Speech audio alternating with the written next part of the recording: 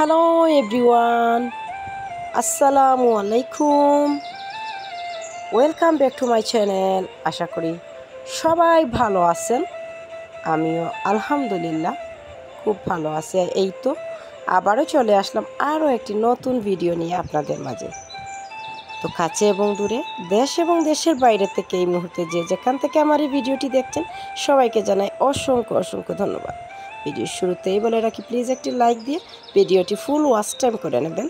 আপনার একটি লাইক অনেকের কাছে পৌঁছে যাবে আমার এই ভিডিওটি। তো আজকে যে ভিডিওটি আপনাদের সাথে শেয়ার করলাম, এই তো সন্ধ্যাবেলা এইমাত্র এই জুসগুলো খাওয়া হলো, কোল্ড ড্রিঙ্ক, ম্যাঙ্গো জুস। তো ম্যাঙ্গো জুসটা এক্ষুনি বানানো হয়েছে। আর এই যে গ্লাসে দিলাম, গ্লাসটা খুব সুন্দর বাতি জ্বলছে। তো এই গ্লাসটা কোথায় থেকে আনা হয়েছে যদি কেউ জানতে চান অবশ্যই কমেন্ট করবেন। আমি আজকে সবার কমেন্টের উত্তর দেব।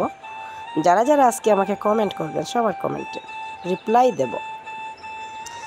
আসলে গ্লাসটা খুব সুন্দর বাতি জ্বলে, যখনই খাওয়া শেষ হবে তখন গ্লাসটা অফ হয়ে যাবে। দেখুন, খাওয়া শেষ হয়ে গেছে, অটোমেটিকলি গ্লাসটা বন্ধ হয়ে গেছে। তো শেয়ার করলাম আপনাদের সাথে, কেমন লাগলো অবশ্যই কমেন্ট করে জানাবেন। আমার এই জুস গ্লাসটা যখনই পানি দিবেন তখন গ্লাসটা কিন্তু আবার জ্বলবে। তারপরে নুডলস খাওয়া হলো। এখানে বিফ দিয়ে নুডলস বানানো হয়েছিল।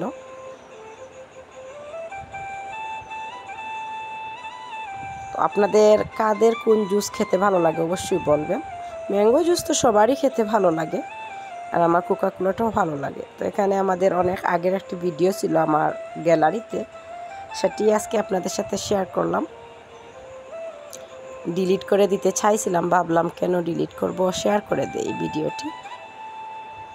এখানে মাছ ধরা হয়েছিল আমাদের পুকুর থেকে, আর পুকুরের মাছগুলো খুব সুন্দর ছিল। আমি নিজের হাতেইতে ধরতে গিয়েছি, খুব ভালো লাগছে, টাটকা মাছ। তো ফাইনালি এইটুকুই ছিল আজকের মাছ, সেগুলোকে আমি ক্লিন করে নিয়েছি। আর একটি টমেটো দিয়ে মাছগুলো ভুনা করে নিচ্ছি এখন।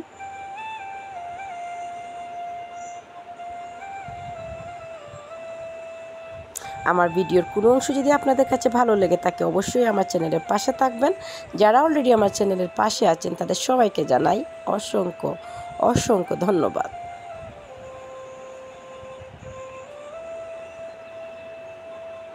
আপনারা আমার এই ভিডিওটি কে কোথা থেকে দেখছেন অবশ্যই কমেন্ট করতে আমার কমেন্ট বক্সে এসে ভুলবেন না।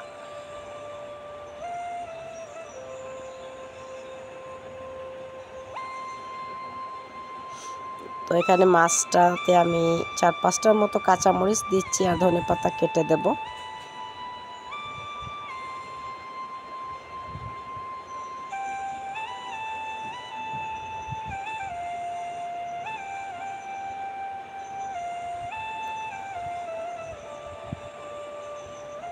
ফাইনালি এই তো রান্নাটা শেষ। আমি এখন একটি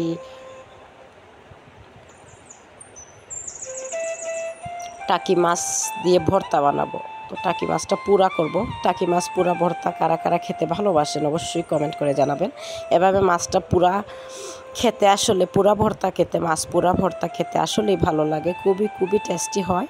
আর মাত্র 4টা টাকি মাছ ছিল আমার কাছে, সেগুলোকেই আমি ভেজে নিচ্ছি ফ্রাই প্যানে, তেল ছাড়াই ভেজে নিচ্ছি, একদম শুকনো। এভাবে শুকনো ভাজা করলে খুবই ভালো লাগে। মাছটা যদি শুকনোভাবে এভাবে ভেজে নেন তাহলে খেতে খুবই টেস্টি হয়। তো এটা আমার খুব একটি প্রিয়, সেই জন্য আমি করলাম আর একটু আপনাদের সাথে শেয়ার করলাম। এই তো ফাইনালি সব কিছু হয়েছে। এখন আমি এটাকে অফ ক্যামেরায় মাখিয়ে নেব, আর তারপরে ফাইনাল লুক এই তো দেখতে পারবেন। তো কেমন হয়েছে আমার ভিডিওটি অবশ্যই কমেন্ট করতে ভুলবেন না। সবাই ভালো থাকবেন, সুস্থ থাকবেন এবং সবসময় দিয়া আলম ব্লগের সাথেই থাকবেন।